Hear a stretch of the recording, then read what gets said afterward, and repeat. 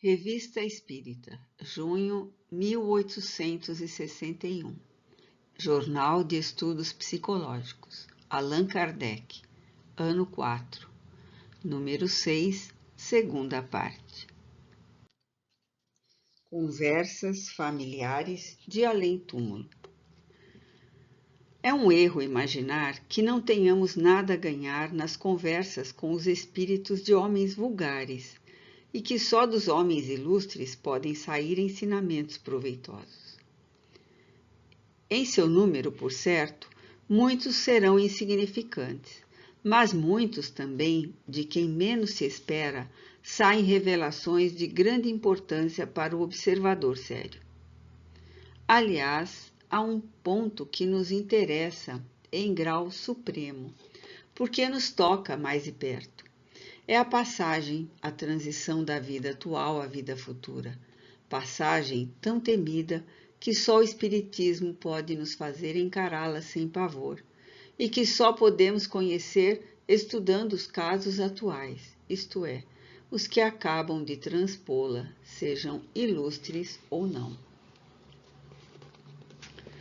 O Marquês de São Paulo, morto em 1860, evocado a pedido de sua irmã, membro da Sociedade, em 16 de maio de 1861. 1. Evocação. Resposta. Eis-me aqui. 2. A senhora, vossa irmã, pediu-nos para vos evocar, embora seja médium, mas não ainda bastante desenvolvida para sentir-se segura. Resposta. Tentarei responder da melhor forma possível. 3. Primeiramente, ela deseja saber se sois feliz. Resposta. Estou errante e este estado transitório nunca traz felicidade nem castigo absoluto. 4. Demorastes muito tempo para vos reconhecerdes? Resposta.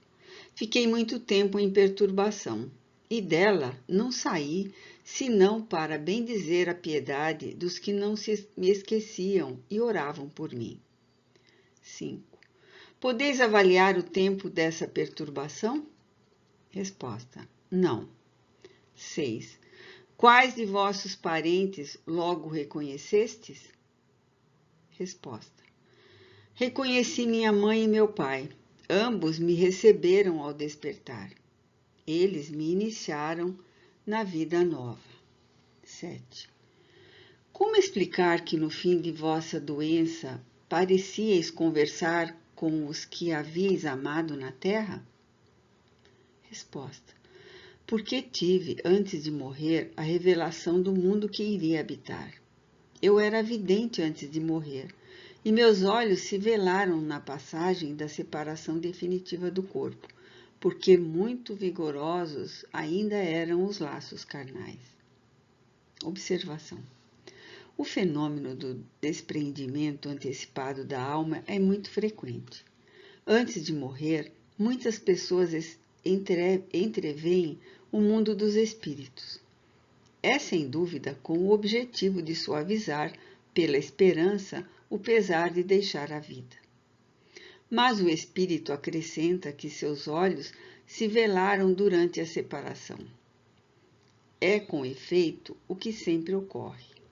Nesse momento, o espírito, perdendo a consciência de si mesmo, jamais testemunha o último suspiro de seu corpo, e a separação se opera sem que dela se dê conta. As próprias convulsões da agonia são um efeito puramente físico, cuja sensação o espírito quase nunca experimenta. Dizemos quase porque pode acontecer que estas últimas dores lhe sejam infligidas como castigo. 8. Como é que as lembranças da infância parecem vir de preferência a outras? Resposta. Porque o começo é mais aproximado do fim do que o meio da vida. O que pretendeis significar com isso? Resposta. Que os moribundos se lembram e veem, como consolador e miragem, os anos jovens e inocentes. Observação. É provavelmente por um motivo providencial semelhante que os velhos, à medida que se lhes aproxima o termo da vida, algumas vezes têm lembranças tão precisas dos menores detalhes de seus primeiros anos. 10. Por que, referindo-se ao vosso corpo, faláveis sempre na terceira pessoa? Resposta. Porque, como disse, eu era vidente e sentia claramente as diferenças que existem entre o físico e o moral. Tais diferenças, ligadas entre si pelo fluido da vida, tornam-se bem distintas aos olhos dos agonizantes clarividentes. Observação. Eis aí uma particularidade singular apresentada pela morte desse senhor. Nos seus últimos momentos dizia sempre: ele tem sede, é preciso dar-lhe de beber.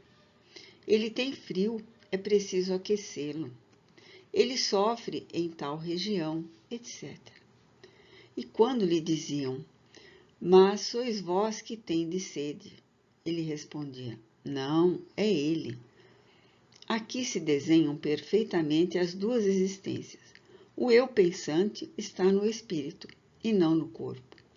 Já em parte despreendido, o espírito considerava seu corpo como outra individualidade, que, a bem dizer, não era ele. Era, pois, o seu corpo que deviam dar de beber, e não a ele, espírito. 11.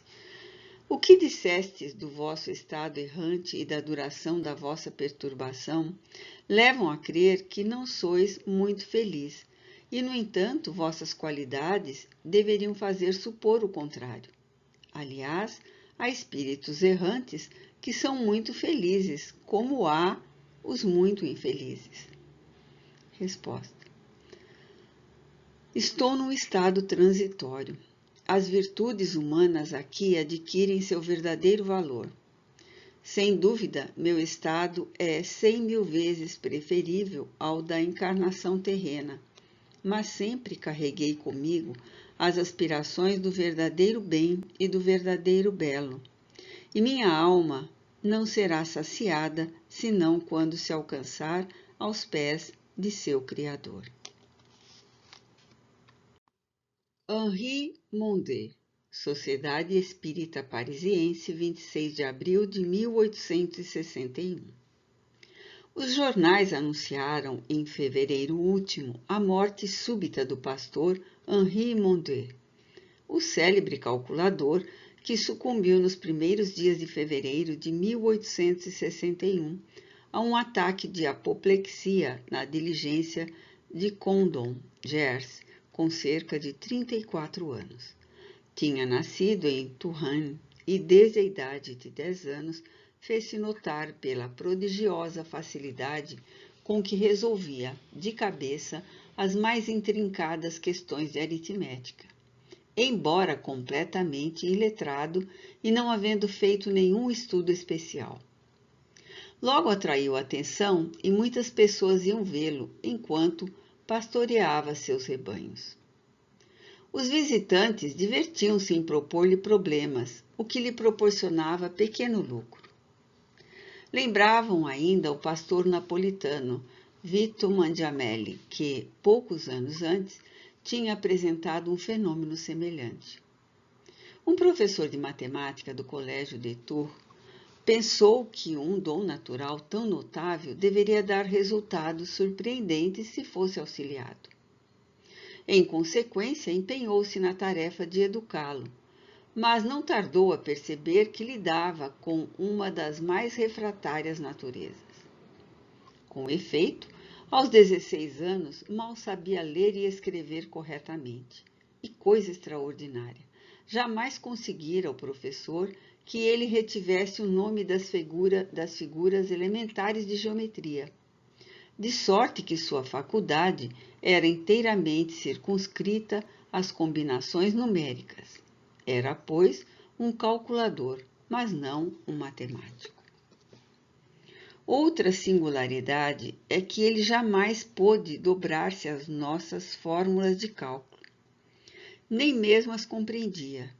Tinha sua própria maneira, a qual nunca pôde dar conta de maneira clara, não sendo capaz de explicá-la nem aos outros, nem a si mesmo, e que se prendia a uma memória prodigiosa dos números. Dizemos dos números e não dos algarismos, porque a visão destes últimos o atrapalhava mais que o ajudava. Preferia que os problemas fossem colocados verbalmente e não por escrito. Tal é, em resumo, o resultado das observações que nós próprios fizemos sobre o jovem Mundé e que, na ocasião, nos forneceram assunto para uma memória lida na Sociedade Frenológica de Paris. Uma faculdade tão exclusiva, conquanto levada ao extremo limite, não podia abrir-lhe nenhuma carreira, porque nem mesmo poderia ser contador numa casa comercial. E disto seu professor se apavorava, e com razão. Este quase se censurava por havê-lo retirado de suas vacas, perguntando-se o que seria dele quando os anos o tivessem privado do interesse a ele ligado, sobretudo em razão da sua idade. Nós o perdemos de vista há 18 anos. Parece que encontrou algum meio de subsistência, dando sessões de cidade em cidade. 1. Evocação. Resposta. 4 e 3 são 7, tanto nos outros mundos como aqui. 2. Queríamos evocar-vos pouco depois de vossa morte, mas nos foi dito que não vos encontráveis em condições de responder. Parece que estáis agora? Resposta. Eu vos esperava. 3. É provável que não vos lembreis de mim, embora eu tenha tido ocasião de vos conhecer muito particularmente na Prússia, e mesmo de assistir a vossas sessões. Quanto a mim, ainda me parece vos ver, bem como ao professor de matemática que vos acompanhava, e que me deu preciosas informações sobre vós e vossa faculdade. Resposta. Tudo isso é para que eu diga que me recordo de vós, mas somente hoje em que minhas ideias estão lúcidas. 4. De onde vinha a estranha faculdade de que éreis dotado? Resposta. Eis a pergunta que eu sabia iríeis me dirigir. Começa-se por dizer, eu vos conhecia, eu vos tinha visto, éreis notável, e enfim, chegais ao que de fato quereis. Pois bem, eu tinha a faculdade de poder ler em meu espírito os cálculos imediatos de um problema. Dizei que um espírito expunha diante de mim a solução. Eu tinha apenas de ler. Eu era médium vidente e calculador, e não devo negar uma pequena tabuada. 5. Tanto quanto posso lembrar-me, quando vivo, não tinhas esse espírito brincalhão, cáustico. Não éreis mesmo um pouco grave? Resposta. Veja porque a faculdade foi sempre empregada nisto. Não restava mais outra coisa. 6. Como é que essa faculdade, tão desenvolvida para o cálculo, fosse tão incompleta para as outras partes mais elementares da matemática? Resposta. Por certo, eu era tolo, não é mesmo? Dizei a palavra e eu aceitarei. Mas aqui compreendeis, não mais tenho que desenvolver a minha faculdade para as cifras, e ela se desenvolve rapidamente para outras coisas. 7. Não tendes mais de desenvolvê-la para os números. O espírito escreve sem esperar o fim da pergunta. Resposta. Quer dizer que Deus nos deu a todos uma missão. Tu, disse-me ele, vai espantar os sábios matemáticos. Far-te-ei parecer sem inteligência, para que fiquem mais impressionados. Derrota todos os seus cálculos e faze que eles se digam. Mas que tem ele acima de nós? Que tem de mais forte que o estudo? Queria Deus levá-los a procurar além do corpo? O que existirá de mais material que um algarismo? 8. Que fostes em outras existências? Resposta. Fui enviado para mostrar outras coisas. 9. Eram sempre relativas à matemática? Resposta. Sem dúvida, desde que é a minha especialidade. 10. Eu tinha formulado alguns problemas para saber se tinhais sempre a mesma faculdade, mas, de acordo com o que dizeis, julgo não ser mais necessário. Resposta. Mas não tenho mais soluções a dar. Não posso mais. O instrumento é mau, pois não é matemático. 11. Não poderíeis vencer a dificuldade? Resposta. Nada é invencível. A própria Sebastopol foi tomada. Mas que diferença? 12. Em que vos ocupais agora? Resposta. Quereis saber a que me entrego? Passeio e espero um pouco antes de recomeçar minha carreira como médium, que deve continuar. 13. Em que gênero pensais exercer essa faculdade mediúnica? Resposta. Sempre a mesma, porém mais desenvolvida, mais surpreendente. 14. Um membro faz a seguinte reflexão. Das respostas do espírito, infere-se que ele agiu como médium na Terra, levando a crer que teria sido auxiliado por outro espírito, o que explicaria por que hoje já não goza dessa faculdade. Resposta. É que meu espírito foi feito de propósito para ver os números que outros espíritos me passavam. Ele os captava melhor do que o faríeis. Tinha o dom do cálculo, pois foi nesse gênero que eu me exercitava. Buscam-se todos os meios de convencer. Todos são bons, pequenos ou grandes, e os espíritos assenhoreiam-se de nós. 15. Fizestes fortuna com vossa faculdade, correndo o mundo para dar sessões? Resposta. Perguntar se um médium faz fortuna. Vós vos enganais de caminho. Claro que não. 16. Mas não vos consideráveis como médium? Nem mesmo sabeis do que se tratava? Resposta. Não. Também me admirava de que me servisse tão pouco pecuniariamente. Isto me ajudou moralmente e prefiro o meu ativo, escrito no grande livro de Deus, as rendas que teria obtido do Estado. 17. Agradecemos por terdes dignado a responder ao nosso chamado. Resposta. Mudaste de opinião quanto à minha pessoa? 18. Não mudei. Sempre tive por vós grande estima. Resposta. Felizmente eu resolvi as questões sem que não me teríeis olhado. Observação. Como se sabe, a identidade dos espíritos é difícil de ser constatada. Geralmente se revela por circunstâncias e detalhes imprevistos, por matizes delicados que somente uma observação atenta pode captar. Isto é mais significativo do que os sinais materiais, sempre fáceis de imitar pelos espíritos enganadores, que, no entanto, não podem simular a capacidade intelectual ou as qualidades morais que lhes faltam. Poder-se-ia, pois, duvidar da identidade nessa circunstância, sem a explicação muito lógica que o espírito dá da diferença existente entre seu caráter atual e o que mostrava em vida.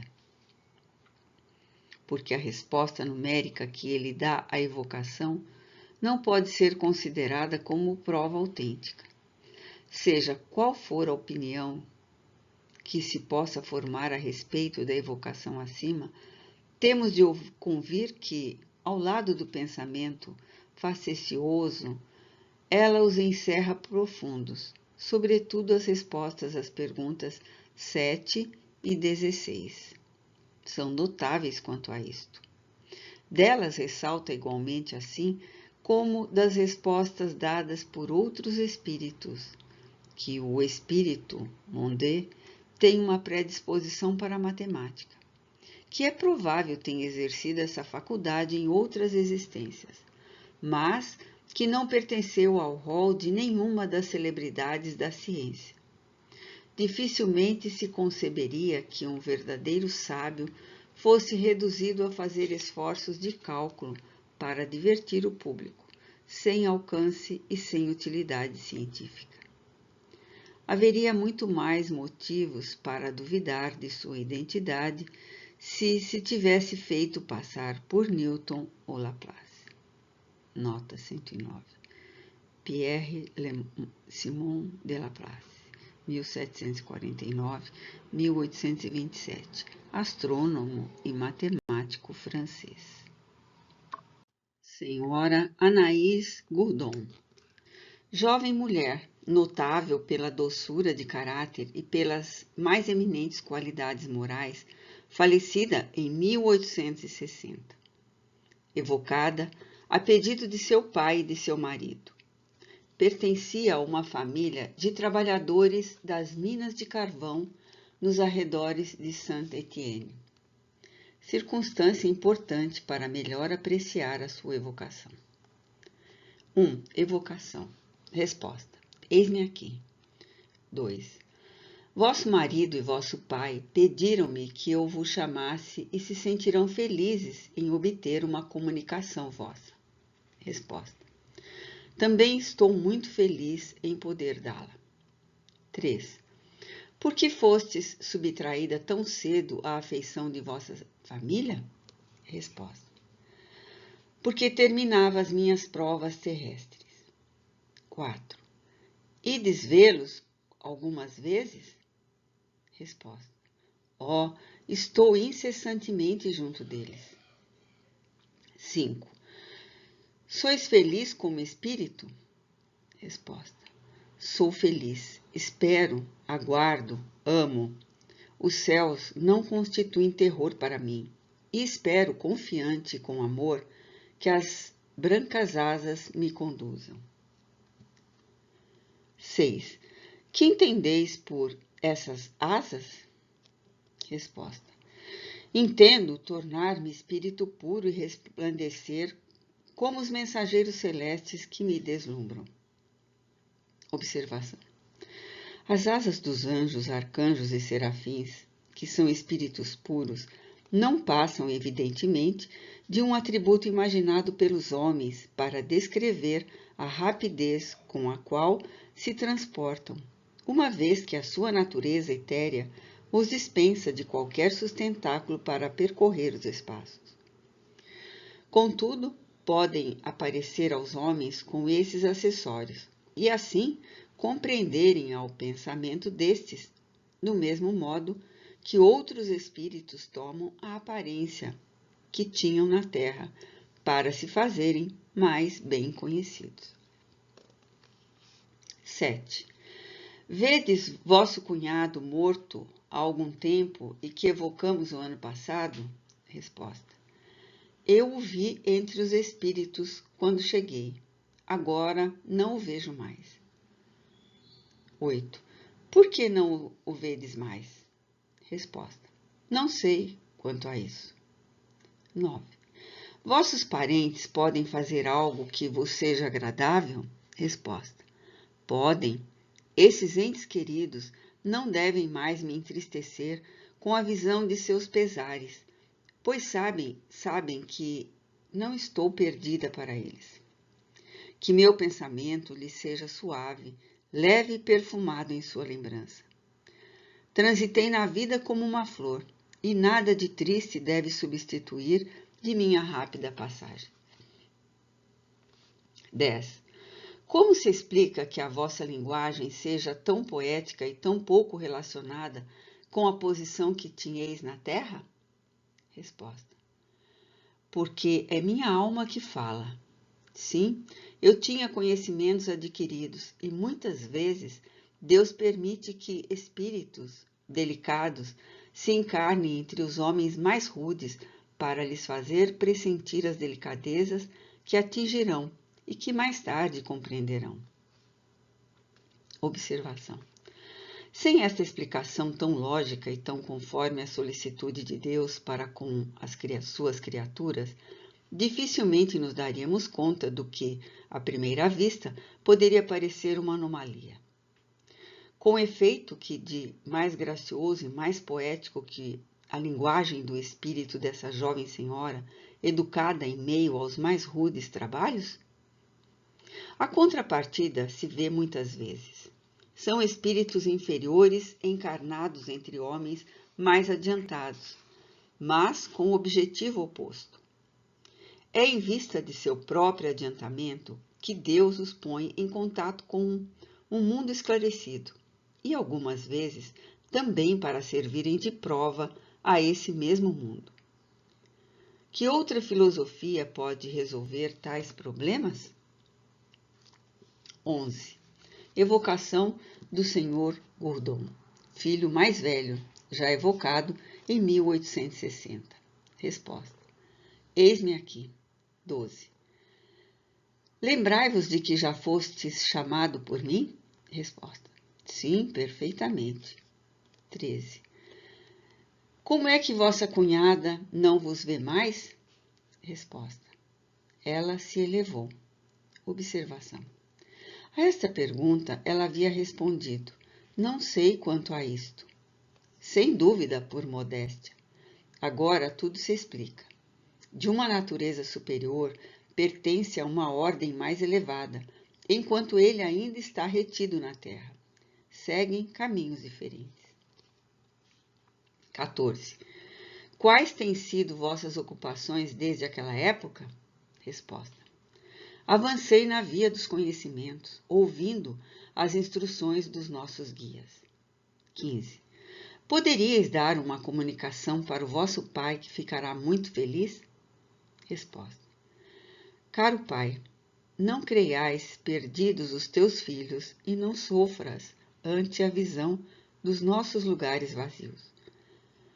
Eu também te espero sem nenhuma impaciência, porque sei que os dias que passam são outros tantos degraus subidos e a nós aproximarem um do outro. Sê grave e recolhido, mas não triste, porque a tristeza é uma censura muda dirigida a Deus, que quer ser louvado em suas obras. Aliás, por que sofrer nesta vida triste, onde tudo se apaga, exceto o bem ou o mal que realizamos? Caro pai, coragem e confiança. Observação. A primeira evocação deste rapaz era marcada pelos mesmos sentimentos de piedade filial e de elevação. Tinha sido imensa consolação para os pais, que não podiam suportar sua perda. Compreende-se que a mesma coisa deveria ocorrer com a jovem senhora. Efeitos do desespero. Somente para registrar os acidentes funestos que chegam ao conhecimento do público, causados pelo desespero, seriam necessários volumes e mais volumes. Quantos suicídios, doenças, mortes involuntárias, casos de loucura, atos de vingança, crimes mesmo, não produz ele todos os dias? Uma estatística muito instrutiva seria a das causas primeiras que levaram à perturbação do cérebro. Nela se veria que o desespero entra pelo menos com 4/5. Mas não é disto que queremos nos ocupar hoje. Eis 2 fatos assinalados pelos jornais, não a título de novidades, mas como assunto de observação. Morte do Sr. Laferrière, membro do Instituto. Lê-se no Cycle de 17 de fevereiro último o relato das exéquias do Sr. Laferrière. Terça-feira passada, conduzimos à sua última morada, com alguns amigos entristecidos, uma jovem de 20 anos, arrebatada por uma doença de alguns dias. O pai dessa filha única era o Sr. Laferrier, membro do Instituto, inspetor-geral das faculdades de Direito. O excesso de dor fulminou esse pai infeliz e a resignação da fé cristã foi impotente para o consolar. 36 horas mais tarde, a morte vibrou um segundo golpe. E a mesma semana que havia separado do pai a filha, os reuniu novamente. Uma multidão numerosa e consternada seguia hoje o esquife do Sr. Laferrier. Segundo o jornal, o Sr. Laferrier tinha sentimentos religiosos, o que apreciamos, porquanto não se deve crer que todos os sábios sejam materialistas. Entretanto, esses sentimentos não o impediram de sucumbir ao desespero. Estamos convictos de que se tivesse ideias menos vagas e mais positivas sobre o futuro, tais as que dá o Espiritismo, se tivesse acreditado na presença da filha ao seu lado, se houvesse tido a consolação de comunicar-se com ela, por certo teria compreendido que dela não estava separado, senão materialmente, e por determinado tempo. E teria tido paciência, submetendo-se à vontade de Deus quanto ao momento de sua reunião. Ter-se-ia acalmado pela ideia de que seu próprio desespero era uma causa de perturbação para a felicidade do objeto de sua afeição. Suicídio do Sr. Leon L. Estas reflexões se aplicam ainda, e com mais razão, ao fato seguinte, que se lê no Ciclé de 1º de março último.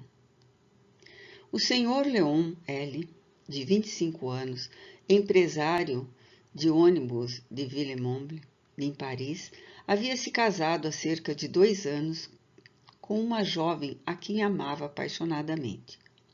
O nascimento de um filho, hoje com 1 ano, viera estreitar ainda mais a afeição do casal. Como seus negócios prosperavam, tudo lhe parecia pressagiar um longo futuro de felicidades.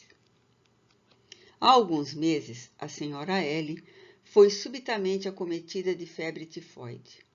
E apesar dos mais assíduos cuidados, malgrado todos os recursos da ciência, sucumbiu em pouco tempo. A partir desse momento, o senhor L. foi tomado de grande melancolia, da qual nada podia subtraí-lo. Muitas vezes ouviam-no dizer que a vida lhe era odiosa e que iria reunir-se àquela que havia levado toda a sua felicidade. Ontem, voltando de Paris em seu cabriolé, por volta das 7 horas da noite, o senhor L. entregou o veículo ao palafreneiro e, sem dizer uma palavra a ninguém, entrou num aposento situado ao rés do chão, contíguo à sala de jantar. 1 hora mais tarde, uma criada veio avisar que o jantar estava servido. Ele respondeu que não tinha necessidade de mais nada. Estava recostado sobre a mesa, a cabeça apoiada nas mãos e parecia tomado de completa prostração. A doméstica avisou aos pais que vieram para junto do filho. Tinha perdido a consciência. Correram à procura do Dr. Dubois. À sua chegada, o médico constatou que Leon não existia mais. Tinha se envenenado com o auxílio de uma forte dose de opiáceo, nota 110. No original, laudano, medicamento cuja base é o ópio, que havia comprado para os seus cavalos. A morte do rapaz causou viva impressão na região, onde gozava da estima geral. Certamente o senhor Leon L. acreditava na vida futura, pois se matou para ir reunir-se à esposa. Se houvesse conhecido pelo Espiritismo a sorte que aguarda os suicidas, teria sabido que, longe de apressar o momento dessa união, era um meio infalível de o retardar. A estes dois fatos, contrapomos o seguinte, mostrando o império que podem exercer as crenças espíritas sobre as resoluções dos que as possuem. A viúva e o médico. Um de nossos correspondentes nos transmite o que segue. Uma senhora, do meu conhecimento, havia perdido o marido, cuja morte era atribuída a um erro médico. A viúva foi tomada de tal ressentimento contra este último que o perseguia incessantemente com invectivas e ameaças, dizendo-lhe onde quer que o encontrasse: Carrasco, não morrerás senão por minha mão. Essa senhora era muito piedosa e boa católica, mas foi em vão que, para acalmá-la, lançaram mão dos socorros da religião. Chegou a ponto de um médico julgar dever dirigir-se à autoridade para sua própria segurança. O Espiritismo conta numerosos adeptos na cidade habitada por esta senhora. Um de seus amigos, excelente espírita, disse-lhe um dia: Que pensaríeis se pudesseis ainda conversar com o vosso marido? Oh, disse ela, se soubesse que tal era possível, se tivesse a certeza de não o haver perdido para sempre, consolar-me-ia e esperaria. Logo lhe deram a prova. Seu próprio marido veio ministrar-lhe conselhos e consolo, não tendo ela, pela linguagem do consorte, nenhuma dúvida quanto à presença dele junto a ela. Desde então, se operou uma revolução completa em seu espírito. Ao desespero sucedeu a calma, e as ideias de vingança deram lugar à resignação. 8 dias depois, ela se dirigiu à casa do médico, o qual não se achava muito seguro quanto a essa visita. Mas, longe de o ameaçar, ela lhe estende a mão e diz: Não temais, senhor. Venho pedir que me perdoe o mal que vos tenho feito, como eu vos perdoo o que me fizestes involuntariamente. Foi meu próprio marido que me aconselhou a postura que tomo no momento. Ele me disse que absolutamente não fostes a causa de sua morte. Aliás, tenho agora a certeza de que ele está perto de mim, vê e vela por mim, e que um dia estaremos reunidos. Assim, Senhor, não me quereis mal, como, por meu lado, não lhe desejo mais o mal. Inútil dizer que o médico aceitou logo a reconciliação e teve pressa em saber a causa misteriosa a que doravante devia a sua tranquilidade. Assim, sem o espiritismo, essa senhora provavelmente teria cometido um crime, por mais religiosa que fosse. Isto prova a inutilidade da religião? Não, de forma alguma, mas apenas a insuficiência das ideias que ela dá do futuro, apresentando-o de tal modo vago que deixa em muita gente uma espécie de incerteza. Ao passo que o Espiritismo, permitindo, por assim dizer, tocá-lo com o dedo, faz nascer na alma uma confiança e uma segurança mais completas. Ao pai que perdeu o filho, ao filho que perdeu o pai, ao marido que perdeu a esposa adorada, que consolação dá ao materialista? Diz ele: tudo acabou. Do ser que vos era tão caro, nada resta, absolutamente nada, a não ser esse corpo que logo estará dissolvido. Mas, de sua inteligência, de suas qualidades morais, da instrução adquirida, nada. Tudo isso é um nada. Vós o perdestes para sempre. Já o Espírita diz: de tudo isto, nada é perdido. Tudo existe. Só há de menos um invólucro perecível. Mas o Espírito, liberto de sua prisão, está radiante. Ei-lo junto de vós. Ele vos vê vos escuta e vos espera. Ó, quanto mal fazem os materialistas ao inocularem com os seus sofismas o veneno da incredulidade. Jamais amaram. Se assim não fora, poderiam ver impassíveis os objetos de sua afeição, reduzidos a um amontoado de poeira? Parece, pois, que para eles Deus reservou maiores rigores, desde que os vemos reduzidos à mais deplorável posição no mundo dos espíritos. Deus é tanto menos indulgente para com eles, quanto mais perto estiverem de se esclarecer. Dissertações e ensinos espíritas, por ditados espontâneos. Muitos os chamados, poucos os escolhidos. Nota 111. Com o título de Missão Espírita, Allan Kardec inseriu esta mensagem, da autoria do Espírito Erasto, no capítulo 20, item 4, de seu O Evangelho segundo o Espiritismo. Obtido pelo Sr. D'Ambel, médium da sociedade. Esta máxima evangélica deve aplicar-se com muito mais razão aos tempos atuais do que aos primeiros dias do cristianismo.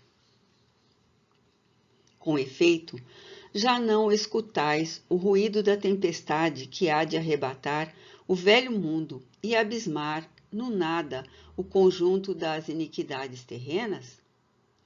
Ah, bem dizei, ó Senhor, vós que haveis posto a vossa fé na sua soberana justiça, e que, novos apóstolos da crença revelada pelas proféticas vozes superiores, ides pregar o novo dogma da reencarnação e da elevação dos espíritos, conforme tenham cumprido, bem ou mal, suas missões e suportado suas provas terrestres.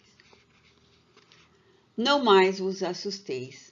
As línguas de fogo estão sobre as vossas cabeças. Ó verdadeiros adeptos do Espiritismo, sois os escolhidos de Deus.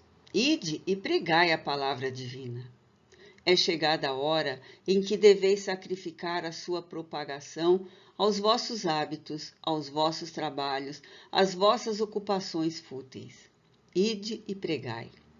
Convosco estão os espíritos elevados. Certamente falareis a criaturas que não quererão escutar a voz de Deus, porque essa voz as exorta incessantemente à abnegação. Pregareis o desinteresse nos avaros, a abstinência aos dissolutos, a mansidão aos tiranos domésticos, como aos déspotas. Palavras perdidas, eu sei, mas não importa. Faz-se mister, regueis com os vossos suores o terreno onde tendes de semear, porquanto ele não frutificará e não produzirá, senão sob os reiterados golpes da enxada e da charrua evangélicas. Ide e pregai. Ó todos vós, homens de boa fé, conscientes da vossa inferioridade em face dos mundos disseminados pelo infinito. Lançai-vos em cruzada contra a injustiça e a iniquidade. Ide e proscrevei esse culto do bezerro de ouro, que cada dia mais se alastra. Ide, Deus vos guia. Homens simples e ignorantes, vossas línguas se soltarão e falareis como nenhum orador fala. Ide e pregai, que as populações atentas recolherão ditosas as vossas palavras de consolação, de fraternidade, de esperança e de paz. Que importam as emboscadas que vos armem pelo caminho? Somente lobos caem em armadilhas para lobos, porquanto o pastor saberá defender suas ovelhas das fogueiras imoladoras. Ide, homens, que grandes distante de Deus, mais ditosos do que Tomé, credes, sem fazerdes questão de ver as aceitas os fatos da mediunidade, mesmo quando não tenhais conseguido obtê-los por vós mesmos. Ide, o Espírito de Deus vos conduz. Marcha, pois, avante, falange imponente pela tua fé e por teu pequeno número. Marcha, diante de ti, os grandes batalhões dos incrédulos se dissiparão, como a bruma da manhã aos primeiros raios do sol nascente. A fé é a virtude que desloca montanhas. Nota 112, Mateus capítulo 17, versículo 20. Disse Jesus: todavia, mais pesados do que as maiores montanhas, jazem depositados nos corações dos homens a impureza e todos os vícios que derivam da impureza.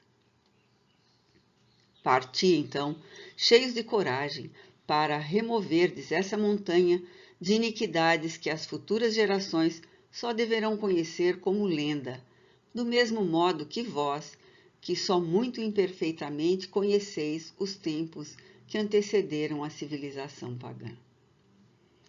Sim, em todos os pontos do globo vão produzir-se as subversões morais e filosóficas. Aproxima-se a hora em que a luz divina se espargirá sobre os dois mundos. E depois, e levai a palavra divina aos grandes que a desprezarão, aos eruditos que exigirão provas, aos pequenos e simples que a aceitarão. Porque, principalmente entre os mártires do trabalho, desta provação terrena, encontrareis fervor e fé. Ide, estes receberão, com hinos de gratidão e louvores a Deus, a santa consolação que lhes levareis, e baixarão a fronte, rendendo-lhe graças pelas aflições que a terra lhes destina. Arme-se a vossa falange de decisão e coragem. Mãos à obra. O arado está pronto. A terra espera. Arai. Ide e agradecei a Deus a gloriosa tarefa que ele vos confiou. Mas atenção, entre os chamados para o Espiritismo, muitos se transviaram. Reparai, pois, vosso caminho e segui a verdade. Pergunta: se entre os chamados para o Espiritismo muitos se transviaram, quais os sinais pelos quais reconheceremos os que se acham no bom caminho?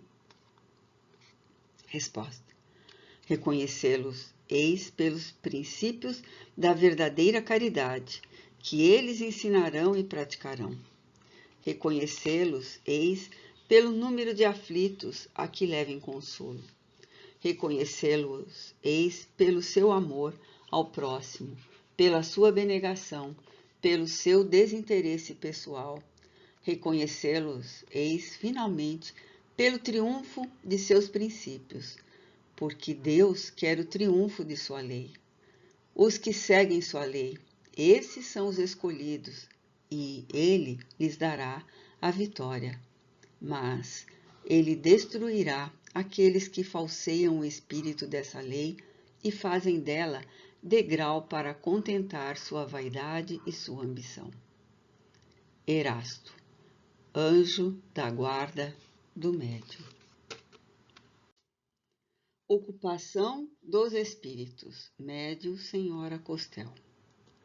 As ocupações dos espíritos de segunda ordem consistem em se prepararem para as provas que terão de suportar, por meditações sobre as suas vidas passadas e observações sobre os destinos dos homens, seus vícios, suas virtudes, aquilo que os pode aperfeiçoar ou levá-los a falir. Os que, como eu, têm a felicidade de ter uma missão, ocupam-se dela, com tanto mais zelo e amor, quanto o progresso das almas que lhes são confiadas lhes é contado como mérito. Assim, esforçam-se por lhes sugerir bons pensamentos, ajudam os seus bons impulsos e afastam os espíritos maus, opondo sua doce influência às influências nocivas. Essa ocupação é interessante, sobretudo, quando se é bastante feliz para dirigir um médium e ter comunicações diretas, não afasta o cuidado e o dever de aperfeiçoar-se. Não creiais que o tédio possa atingir um ser que só vive pelo espírito e cujas faculdades tendem todas para um objetivo que ele sabe distante, mas certo. O tédio resulta do vazio da alma e da esterilidade do pensamento. O tempo, tão pesado para vós, que o medis por vossos temores pueris ou vossas frívolas esperanças, não faz sentir sua marcha aos que não estão sujeitos nem às agitações da alma, nem às necessidades do corpo. Ele passa ainda mais depressa para os espíritos puros e superiores que Deus encarrega da execução de suas ordens e que percorrem as esferas em voo muito rápido. Quanto aos espíritos inferiores, especialmente os que têm pesadas faltas a expiar, o tempo se mede por seus pesares, seus remorsos e seus sofrimentos.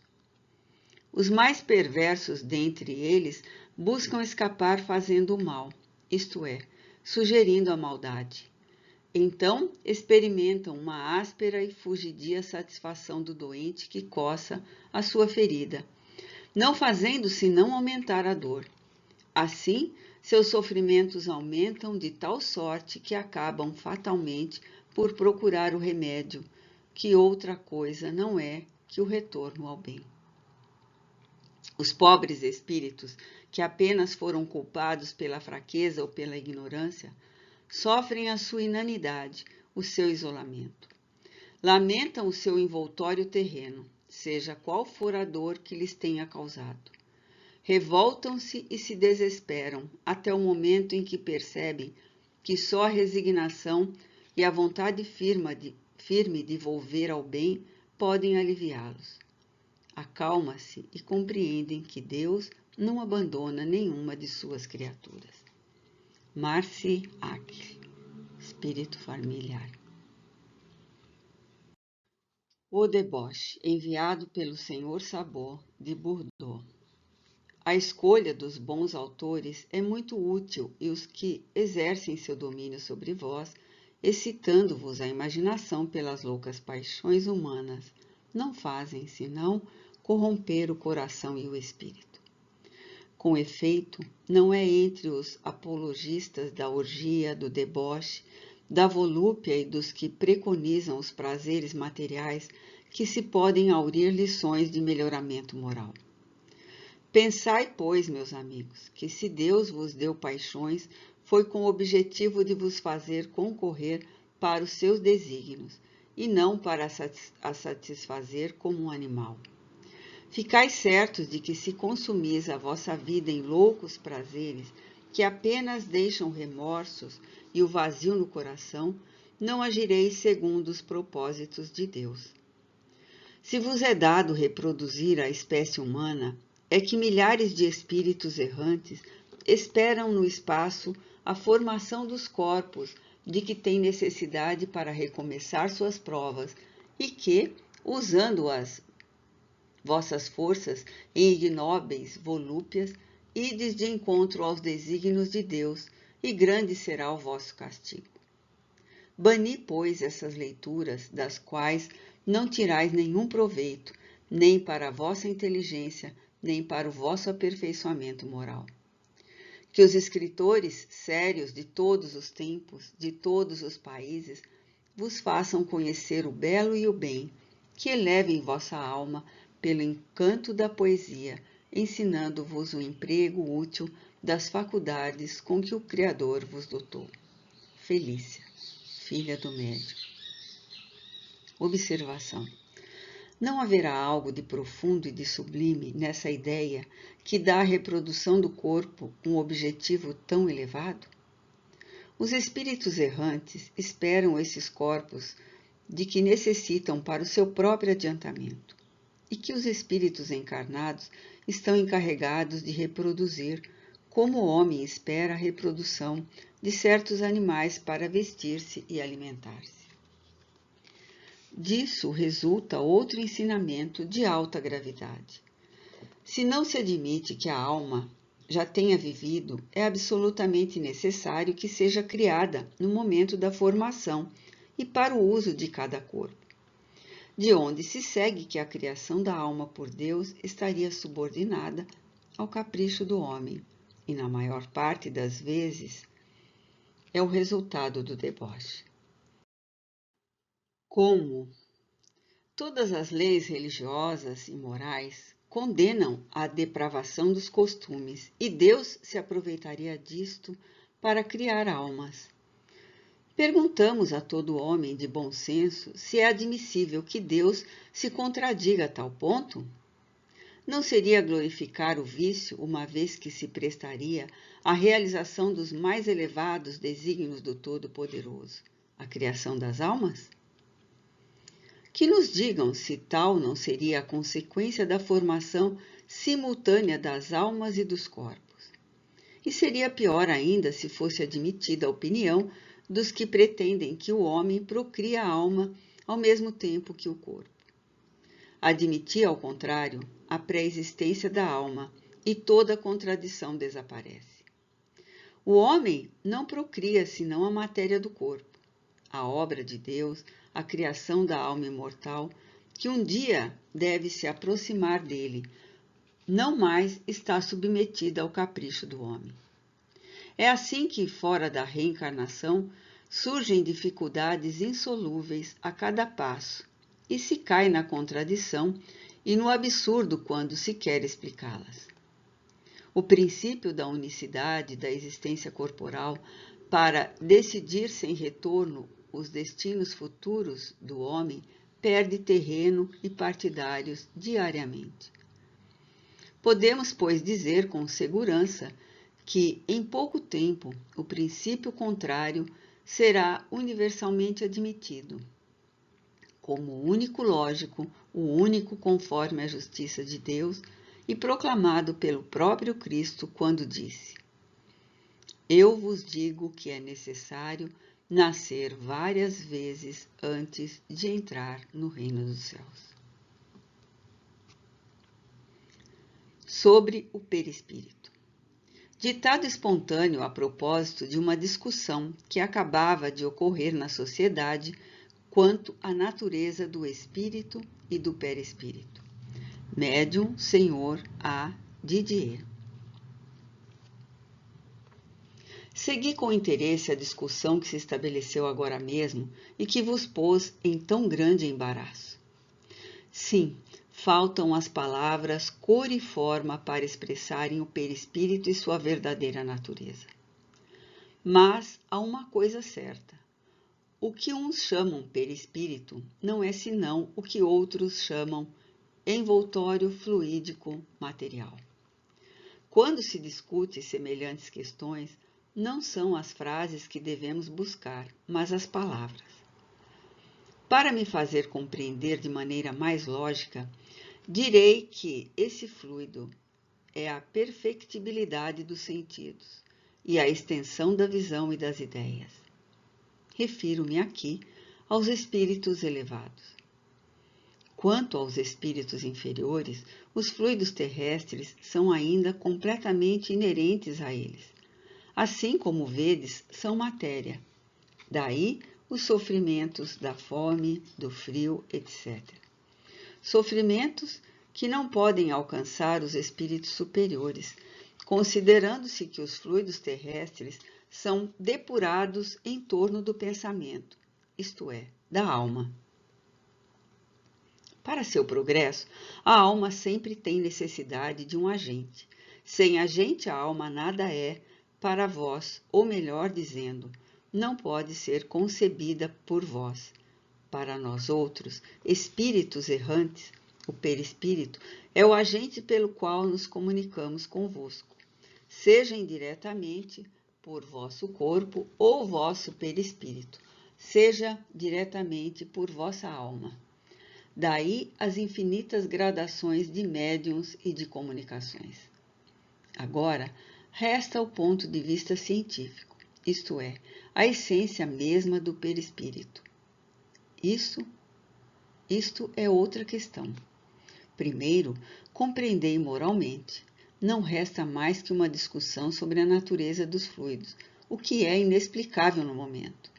A ciência não conhece bastante, mas lá chegaremos se ela quiser marchar com o Espiritismo. Lamennais. O anjo Gabriel. Evocação de um espírito bom pela senhora X em Soultz, Alto Reno. Sou Gabriel, o anjo do Senhor que me encarrega de vos abençoar, não por vossos méritos, mas pelos esforços que empreendeis para adquiri-los. A vida deve ser um combate, não se deve jamais parar, jamais vacilar entre o bem e o mal.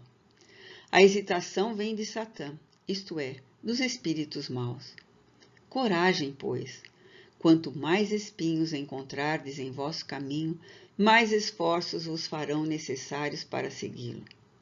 Se fosse semeado de rosas, que mérito teríeis perante Deus? Cada um tem o seu calvário na terra, mas nem todos o percorrem com aquela doce resignação de que Jesus vos deu o exemplo. Ele foi tão grande que os anjos ficaram comovidos, e os homens mal derramaram uma lágrima e tantas dores. Ó dureza do coração humano! Mereceríeis semelhante sacrifício? Lançai vosso rosto no pó e clamai misericórdia a Deus. 1000 vezes bom, 1000 vezes terno, 1000 vezes misericordioso. Um olhar, ó meu Deus, sobre a vossa obra, sem isso ela perecerá.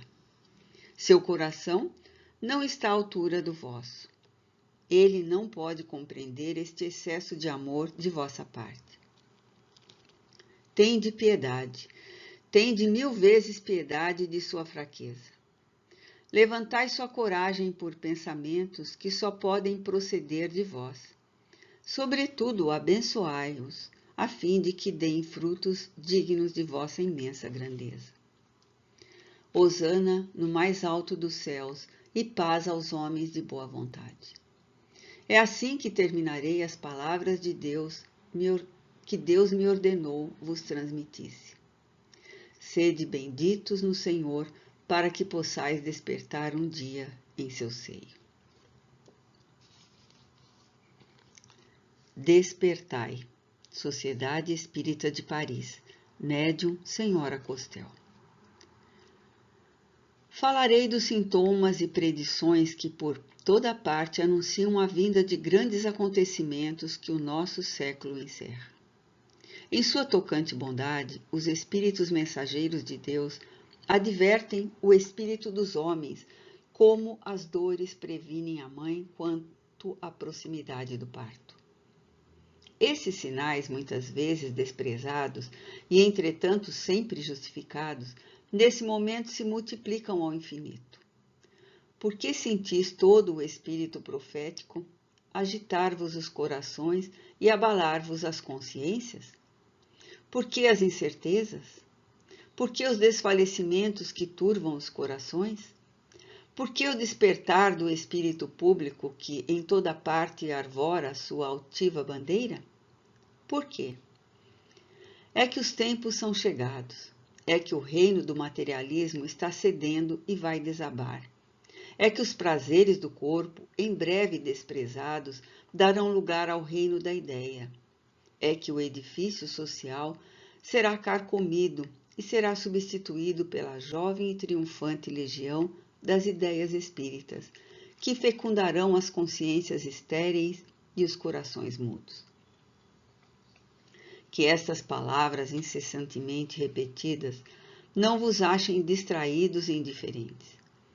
Depois que o lavrador houver semeado, recolhei as preciosas espigas que nascerem.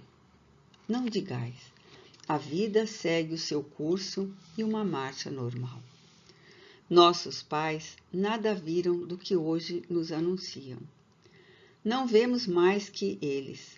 Adoremos o que eles adoram, ou melhor, substituamos a adoração por fórmulas vãs e tudo estará bem. Falando assim, dormis. Despertai, porque não é a trombeta do juízo que ecoará em vossos ouvidos, mas a voz da verdade. Não se cogita da morte vencida e humilhada. Trata-se da vida presente, ou antes, da vida eterna. Não a esqueçais e despertai. Helvetius. Nota explicativa 113. Claude Adrien Helvetius, 1715-1771, filósofo francês. O Gênio e a Miséria. Sociedade Espírita de Paris, médium Senhor Alfred Didier. Há uma prova muito grande na Terra sobre a qual deve apoiar-se a moral do Espiritismo. É a terrível provação do homem de gênio, sobretudo do que é dotado de faculdades superiores presas das exigências da miséria.